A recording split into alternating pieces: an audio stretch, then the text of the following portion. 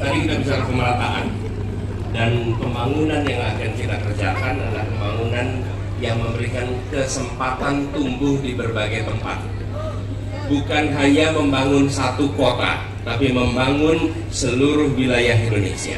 Dan itu artinya kita akan meningkatkan 40-an kota di seluruh Indonesia, dan salah satunya adalah Samarinda. Ini kita yang kita kerjakan. Wah, apa nih Pak? Apa nih? Bahkan ini kita siapkan ini. Waduh. Siap. Samarinda sebagai satu dari 40 kota maju Indonesia. Kita akan berencana membangun transportasi umum untuk di Samarinda. Translingko Sungai Mahakam. Kemudian kita akan mendorong Universitas Mula Warman menjadi pusat riset sehingga di sini adalah pusat energi Indonesia. Kampusnya harus menjadi kampus riset transisi energi. Kemudian tadi pagi saya ke pasar Segiri, insya Allah kita akan revitalisasi pasar Segiri. Kemudian juga bangun kampung tepi Sungai Mahakam. Lalu revitalisasi semua tempat-tempat yang kemarin jadi lubang tambang. Revitalisasi lubang tambang. Karena ini kemudian berdampak pada banjir, bukan? Nah, lalu kawasan inovasi energi terbarukan, sekaligus juga yang tidak kalah penting adalah Stadion Palaran akan direvitalisasi. Nah, ini juga boleh baca nih, jadi. Tadi belum baca ya, di sini ya. Oke. Nah, jadi teman-teman sekalian, yang hendak kita bangun adalah upgrading kota ini, supaya dia bisa menjadi kota yang menggerakkan perekonomian yang ada di Kalimantan Timur. Yang tidak kalah penting untuk kawasan Kalimantan Timur, konektivitas, bagaimana transportasi air dan transportasi darat dibangun sehingga warga di mana saja bisa menjangkau ke Samarinda dengan mudah. Oke? Nah, itu kira-kira jawabnya. Waktunya habis. Luar biasa, kita kasih tepuk tangan dulu dong. Pak, masih semangat ya Pak ya? Semangat terus. Masih semangat. Panas dikit nggak ngaruh lah ya. Atau mau joget dulu Pak? Enggak ya, enggak ya. Oke teman-teman, kalau gitu langsung aja kita nggak perlu berlama-lama lagi, kita akan masuk ke segmen 2. Jawab please.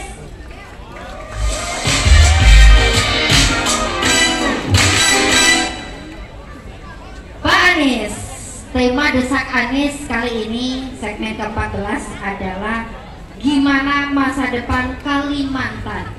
Pak Anies tentunya semua juga tahu Pak Anies adalah salah satu orang tentunya ya yang tidak ingin melanjutkan pembangunan IKN. Padahal IKN itu adalah yang kita bangga-banggakan. Benar gak sih teman-teman? Benar gak sih? Ada yang enggak, ada yang iya. Pak Anies langsung aja deh kalau gitu. Enggak ya? Oke. Tahan. Coba yang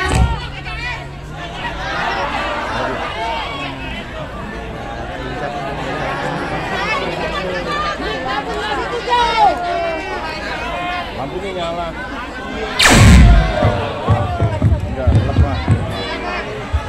Iya. Siap. Pak Anies kalau gitu dijawab dulu dong Pak, daripada teman-teman nanti langsung ngasih skor. Silakan Pak Anies, 2 menit dari Bapak berbicara. Oh iya, pertanyaannya Pak, kan IKN ini kan adalah kebanggaan sebagian orang. Sebagian ya. Yang setuju tepuk tangan, IKN kebanggaan. Oke. Nah, Pak, masa Bapak mau rebut sih Pak? Coba Pak, Bapak ungkapkan di sini Pak ya. Diungkapkan, jangan ajak saya diskusi untuk berdua doang ya. Nanti warga ini makin mendesak lagi. Silakan Pak. Kenapa sih Pak? Jadi hal ini jangan dibahas berdua, ini harus dibahas bersama-sama. Gini, saya sampaikan bahwa masyarakat di Kalimantan, khususnya juga di Kalimantan Timur, punya masalah-masalah urgen yang harus diselesaikan. Dan masalah-masalah urgen ini harus dibereskan. Jangan kita membangun sesuatu seakan-akan seperti mengalihkan perhatian dari persoalan yang sesungguhnya ada di tempat ini. Bagaimana masalah lingkungan itu nyata di sini, betul tidak? Bahkan kalau sudah mulai musim hujan, air dari Sungai Mahakam ini naik, maka banjir di mana-mana akan muncul. Jadi saya melihat ada kebutuhan yang harus diselesaikan yang lebih urgen daripada membangun satu tempat yang hanya digunakan untuk kegiatan pegawai pemerintah. Bukan pusat perekonomian, tapi pegawai pemerintahan yang akan di situ. Di tempat lain nggak merasakan apa-apa. Itulah sebabnya saya katakan, bukan soal menolak atau tidak. Anggaran kita terbatas, mari kita gunakan anggaran itu untuk membangun yang senyatanya dibutuhkan oleh masyarakat di Kalimantan.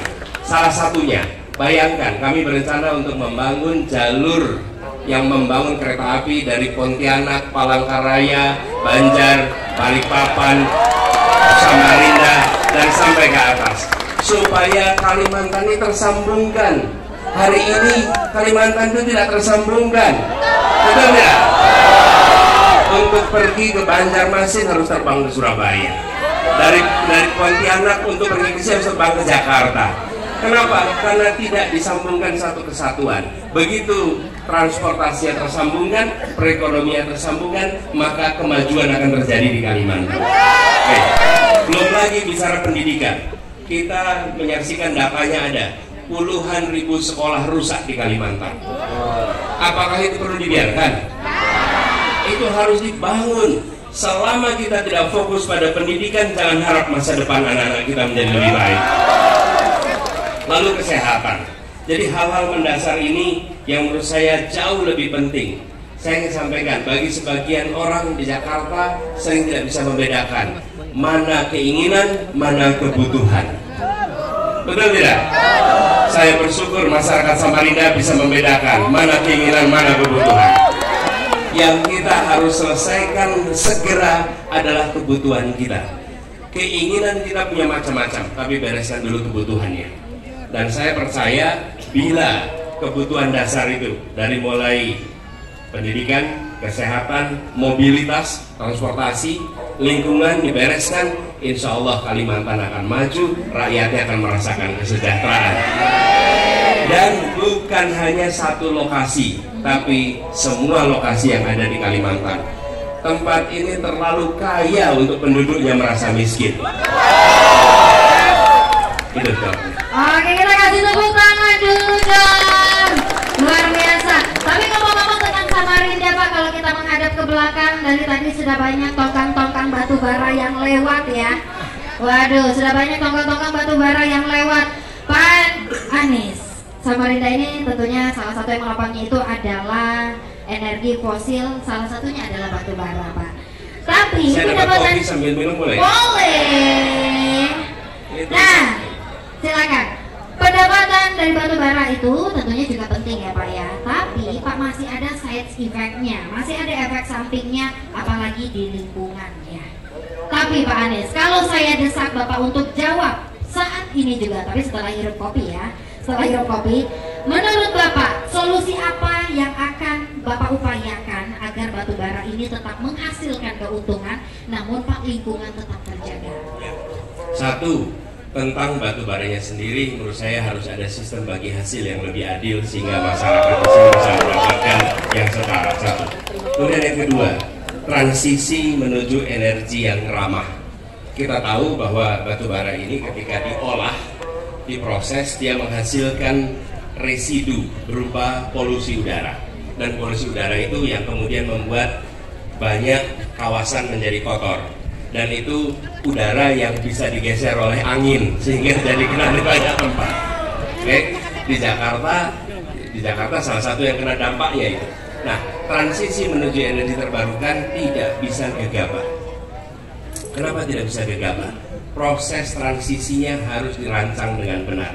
Karena itu bila setelah misalnya kami bertugas, maka kami akan ajak bicara pelaku industri pengolahan batubara untuk duduk bersama menyiapkan roadmap transisi. Transisi itu harus disiapkan. Kenapa? Ketika nanti ada penggunaan energi terbarukan, kita harus memikirkan lapangan pekerjaan bagi mereka yang selama ini kerja di sektor batubara. Bagaimana dengan supir-supir truknya? Bagaimana dengan pola tongkangnya? Bagaimana dengan orang-orang yang bekerja di sekitar tambang? Tidak bisa kita bilang tutup begitu saja, kemudian mereka hidup dari mana? Transisi itu harus dipikirkan. Bukan hanya soal lingkungannya, mereka yang bekerja di sektor pertambangannya. Yang kedua, pergeseran kepada energi terbarukan itu perlu alternatif pengganti yang perlu waktu. Jadi roadmap-nya disusun dengan benar. Karena itu saya berharap Universitas Mula Warman menjadi salah satu pusat untuk kita berbicara tentang transisi energi terbarukan. Jadi proses perpindahannya itu tidak membuat penderitaan bagi mereka yang berada di sektor ini. Yang kedua, terjadinya perpindahan itu dirancang dengan benar. Kita salah satu produsen terbanyak batu bara. Jadi ketika kita bergeser ke sana harus ada proses pergantian yang benar. Nah, kami melihat urutannya seperti itu. Harapannya nanti setelah ada proses ini, maka kita akan punya sumber energi terbarukan yang sesungguhnya. Dan itu mengingatkan pada ini, saudara. Ini salah satu figur idola sejak saya masih sekolah dulu. Namanya Profesor Emil Salim. Oke, Pak Emil Salim ini adalah seorang pribadi yang saya sepemahaman. Ketika saya kuliah dulu, saya sempat menulis sebuah paper. Judulnya kira-kira begini: bagaimana ekonomi dan ekologi berjalan bersama.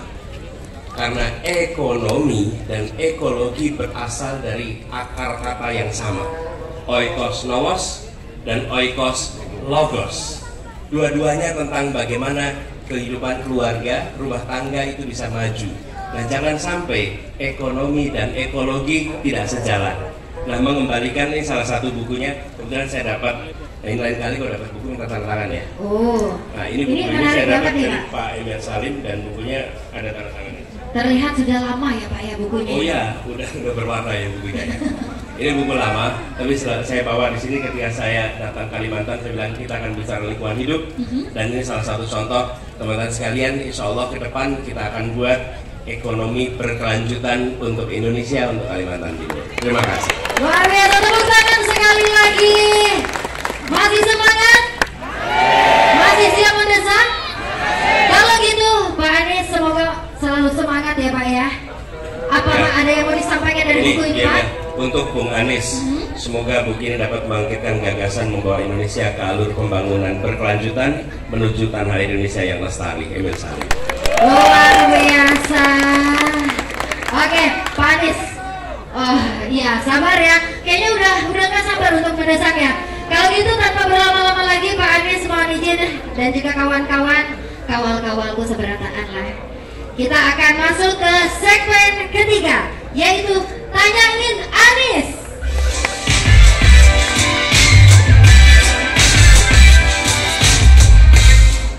Oke, teman-teman, kalau dari tadi saya yang sudah mendesak Pak Anies dengan beragam pertanyaan yang sudah banyak saya sampaikan dan langsung dijawab oleh Pak Anies. Tapi kali ini saya akan memberikan kesempatan untuk teman-teman menyampaikan pertanyaan boleh, pernyataan boleh, secara langsung dan menggantikan posisi saya. Ingat, ketentuannya adalah waktu teman-teman menyampaikan pertanyaan ataupun pernyataan hanya 1 menit. Kita udah punya timer dan mohon izin Pak Anies nanti akan menjawab selama 2 menit. Saya mulai dari sisi sebelah sini, tenang. Boleh diturunkan dulu semuanya. Saya hitung 1 yang ketiga ya. 1.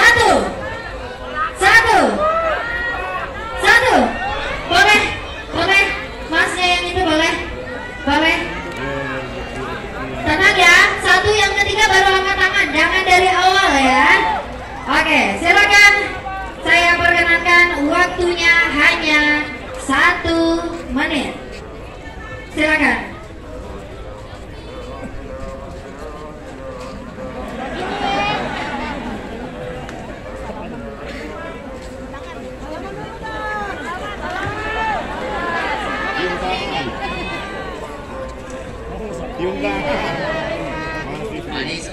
Izin memperkenalkan diri, nama saya Kapol Karano. Saya dari pelajar, saya masih sekolah di SMA Negeri 1 Samarinda. Terima kasih atas kesempatannya. Ada 2 pertanyaan penting yang saya ajukan kepada Pak Anies. Pertama, Saya rasa ada gap antara pendidikan di luar Jawa, terutama di Kalimantan Timur, dengan di Jawa. Saya sadar akan hal ini ketika saya mengikuti lomba-lomba di nasional, ketika saya melihat klasemen juara umum OSN, FLS 2N, selalu Kalimantan Timur ataupun daerah-daerah di luar Jawa itu berada di bawah. Saya merasa, saya sudah tanya ke teman-teman saya yang di luar, di Jakarta, di Banten, memang ada gap. Di sana udah ada pelatihan yang berjenjang, sedangkan di sini tidak ada. Makanya pertanyaannya, bagaimana kebijakan Pak Anies yang konkret untuk menghilangkan gap ini, untuk menghilangkan gap pendidikan ini? Kedua juga soal transportasi umum, Pak Anies, tolong dijelaskan. Saya sebagai pelajar saya melihat banyak anak SMP, anak SMA itu banyak yang sudah pakai motor sendiri karena tidak ada transportasi umum yang terjangkau dan juga murah. Transportasi umum di sini itu sangat mahal, Pak Anies. Saya dari rumah saya Sambutan ke tempat sekolah saya 16 km itu harus membayar Gojek. Kalau Gojek itu 40.000, sedangkan saya kemarin di Jakarta menempuh dari Rawabelong ke 1.500. Maka dari itu tolong Pak Anies dijelaskan ini apa gitu transportasi umum pakai jam 5 udah berangkat Jakarta.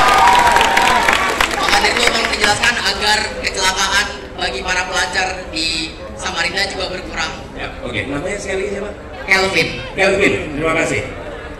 Kelvin sudah merasakan Jaklingko di Jakarta ya? Sudah, sangat aman Pak. Ya, terima kasih. Gini, pertama tentang gap pendidikan.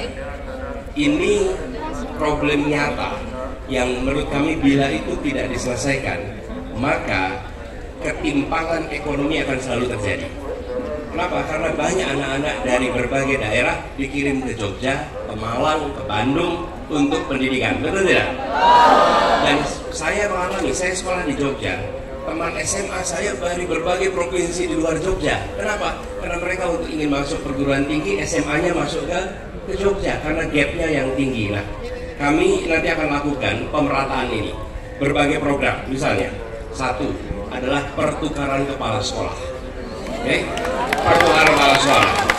Kepala sekolah dari sekolah-sekolah yang baik di Jawa bertukar dengan kepala sekolah yang ada di sini. Bisa wakilnya, bisa. Intinya apa? Supaya terjadi perpindahan pengalaman. Begitu ada kepala sekolah baru memimpin di sini, maka guru akan merasakan, oh begini ya sekolah baik itu dipimpinnya.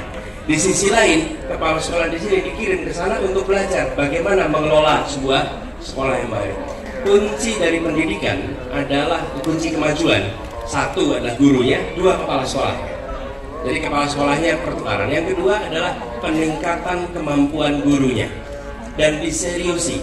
Diseriusi artinya begini, di tempat-tempat yang kita pandang perlu ada dorongan peningkatan, kirimkan pelatih, kirimkan program, dan kemudian tingkatkan kompetensi itu. Kami akan lakukan itu di Kalimantan Timur supaya tidak perlu pergi-pergi nanti jauh. Oke. Yang ketiga, siapkan fasilitas belajar yang setara. Apa itu artinya?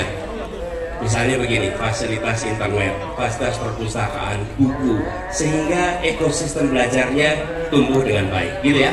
Yang kedua, soal transportasi umum. Ini yang hendak dibangun. Jadi kami melihat keluarga-keluarga itu uangnya habis untuk transportasi. Betul ya? Bensinnya mahal, kendaraan pribadinya juga harus kredit mahal. Kenapa? Ini problem besar di Republik ini. Berpuluh tahun negara hanya memikirkan bikin jalannya. Urusan kendaraannya diserahkan pada keluarga untuk menentukan. Betul tidak? Negara tidak menyiapkan transportasi umum. Transportasi umum itu seakan-akan bukan bagian dari tanggung jawab negara. Yang dibangun oleh negara itu hanya jalan saja. Sesudah itu silakan Anda kredit motor, silakan kredit mobil, saya beri subsidi untuk BBM-nya. Itu negara berpandangan begitu. Saya termasuk yang ingin merevisi pandangan itu. Ya, negara itu harusnya memikirkan transportasi untuk rakyat, bukan hanya memberikan jalannya. Ya, negara harus bangun jalan, tapi negara harus bangun transportasi umum sehingga warga tidak perlu menyiapkan transportasi untuk mobilitas dalam kotanya. Kapan transportasi umum digunakan? Transportasi umum digunakan untuk kegiatan rutin reguler. Rutin reguler. Apa itu rutin reguler? Anak berangkat ke sekolah, anak pulang sekolah, orang berangkat ke kerja, pulang kerja, itu rutin reguler. Kalau kegiatan leisure atau kegiatan hiburan, itu bisa menggunakan pribadi. Tapi untuk kegiatan rutin, andalkan fasilitas umum. Jadi insya Allah yang akan dibangun di Samarinda ini supaya penduduk Samarinda satu, berkurang pengeluaran untuk transportasi. Yang kedua, yang tidak kalah penting, produktivitas meningkat. Kalau Anda naik kendaraan pribadi, maka sepanjang perjalanan Anda nggak bisa buka alat ini. Dengan Anda naik kendaraan umum, Anda tetap bisa produktif. Yang ketiga, yang tidak kalah penting, teman-teman, ini sering terlupakan. Transportasi umum itu memberikan perasaan kesetaraan. Kesetaraan. Kenapa? Karena di transportasi umum, siapa saja duduk di kursi yang sama, berdiri di tempat yang sama, antri yang sama, tiketnya sama. Anda datang ke bandara, bandara itu nggak setara. Kalau Anda punya bisnis kelas, Anda menikmati lounge. Iya, betul. Kalau Anda tidak punya bisnis kelas, Anda kelompok reguler. Betul tidak? Transportasi umum tidak ada bisnis, tidak ada ekonomi. Semuanya sama, antrinya sama, tiketnya sama, duduknya sama, berdirinya sama, haltenya sama. Inilah instrumen pembangun kesetaraan yang mempersatukan. Karena itu, kenapa kami bangun transportasi umum di Jakarta? Karena Jakarta itu berkelas-kelas. Berkelas-kelas. Office boy dengan CEO nggak pernah satu kendaraan. Office boy naiknya apa, CEO naiknya apa. Betul tidak? Begitu pakai transportasi umum, mereka ngantri yang sama, berdiri yang sama. Untuk pertama kalinya office boy dan CEO bisa duduk berdampingan. Itulah yang kenapa kita gagas transportasi umum. Transportasi umum bukan hanya untuk memindahkan badan dari satu tempat ke tempat lain. Transportasi umum untuk membuat perasaan persatuan yang ada di sebuah masyarakat. Gitu kan? Ya, makasih. Luar biasa. Dengan Mas siapa tadi Mas? Mas Kelvin, tepuk tangan dulu untuk Mas Kelvin. Siap, boleh. Siap. Oke. Oke, kalau gitu kita akan berbalik ke belakang. Aduh, sabar teman-teman. Turun dulu wal. Ingat ya, 1 dan 3. Jangan dari awal dong. Turun dulu wal. 1. Ibu yang jilbab pink. Ibu yang jilbab pink berkacamata, Mbak. Ya, silakan boleh langsung sesegera mungkin, silakan. Kita kasih tepuk tangan dulu dong. Luar biasa, silakan. Boleh langsung disampaikan pertanyaannya. Maksimal 1 menit untuk dapat disampaikan.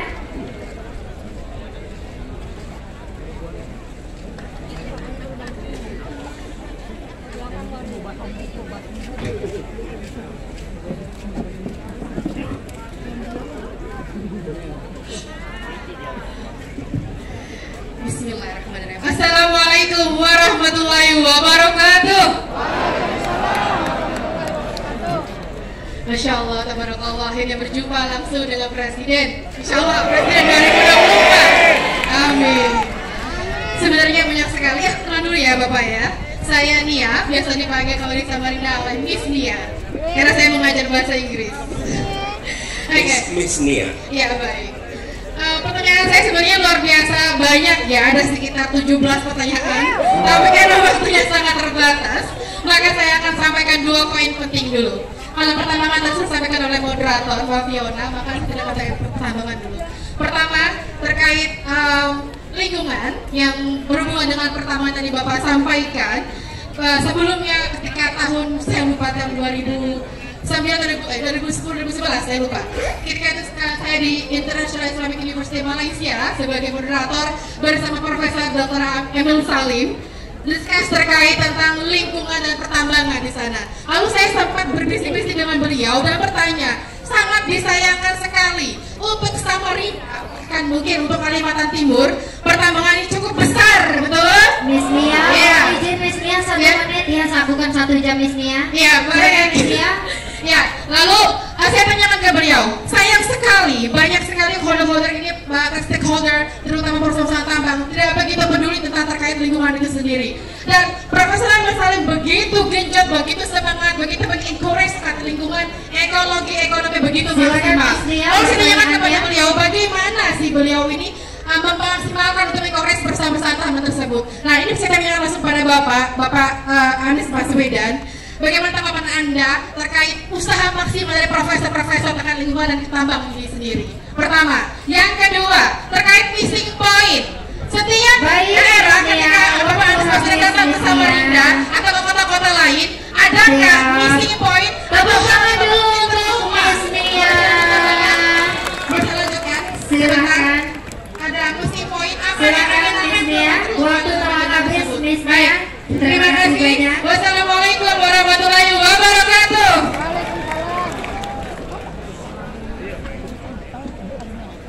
Yang kedua dulu, apa missing point? Justru kami bisa sampaikan di antara 3 pasangan calon presiden, semuanya harus menyusun visi dan misi, betul ya? Nah, pasangan nomor 1 adalah satu-satunya yang menyusun visi misinya menggunakan, kalau bisa dibilang, 2 dimensi. Satu adalah dimensi sektor. Sektor itu artinya apa? Pendidikan, kesehatan, perindustrian, energi itu sektor. Nah, semua menyusun dengan sektor. Apa yang mau dikerjakan di tiap sektor. Nah, pasangan nomor 1, satu-satunya yang membuat dimensi kedua, yaitu dimensi wilayah. Apa yang dibutuhkan untuk Sumatera, apa yang dibutuhkan untuk Jawa, apa yang dibutuhkan untuk Sulawesi, apa yang dibutuhkan untuk Papua, apa yang dibutuhkan untuk Kalimantan, yang itu berbeda-beda tiap tempat. Jadi, kita jangan menganggap Indonesia itu sama. Indonesia itu memiliki variasi yang tinggi sekali. Dan disitulah ikhtiar kita untuk memasukkan, kalau istilahnya Miss Nia tadi, adalah missing point. Hal yang terlewatkan. Karena ketika kita bicara se-Indonesia, maka kita sering melewatkan urusan-urusan yang urgent di tiap-tiap daerah. Nah, caranya dengan membuat 2 dimensi. Dimensi sektor dan dimensi wilayah atau dimensi teritorial. Teman-teman boleh download visi misinya, Anda lihat di situ, sudah ya? Terima kasih. Makasih buat yang sudah download. Kasih tepuk tangan boleh dong yang sudah download. Buat yang belum silahkan download, nanti Anda baca. Dan Miss Nia itu ada bahasa Inggrisnya juga, Miss Nia. Jadi kalau mau dibagi kepada mereka yang menggunakan bahasa Inggris. Yang kedua, soal lingkungan hidup. Begini teman-teman. Dalam pengalaman kami, pelaku usaha itu nurut pada pemerintah. Nurut sama pemerintah. Pelaku usaha itu nggak akan bertumbukan dengan pemerintah. Pelaku usaha nurut. Problemnya pemerintahnya sendiri tidak memprioritaskan ekologi, tidak memprioritaskan pembangunan berkelanjutan, sehingga mereka pun merasa ada keleluasaan di situ. Sudah saatnya negara tidak diatur oleh para pelaku usaha dan sebaliknya. Justru negara yang harus mengatur pelaku usaha. Saya mengalami mengelola Jakarta, dan ketika saya proses kampanye hingga bertugas di Jakarta, didukungnya oleh rakyat kebanyakan, bukan oleh para pemilik modal yang besar, bukan. Dan ketika saya bertugas, saya panggil mereka, kita menginginkan Jakarta yang A, B, C, D, mari kita sama-sama. Dan mereka ikut. Jadi saya yakin ketika diundang dan ditunjukkan masa depan praktek merusak lingkungan itu setara dengan praktek perbudakan. Dulu praktek perbudakan itu dianggap normal. Usaha pakai budak itu normal. Tapi siapa yang menganggap hari ini normal kalau pakai budak? Tidak ada yang terima. Dulu berusaha dan merusak lingkungan bisa dianggap normal. Ke depan itu aib, itu dosa, dan itu harus berubah. Itu yang saya ingin sampaikan. Dan insya Allah kita lakukan perubahan sama-sama. Saya yakin dibuat pesan moralnya, diturunkan dalam bentuk regulasinya, lalu laksanakan, terjadi perubahan. Terima kasih. Baik, terima kasih. Kita tepuk tangan dulu untuk Miss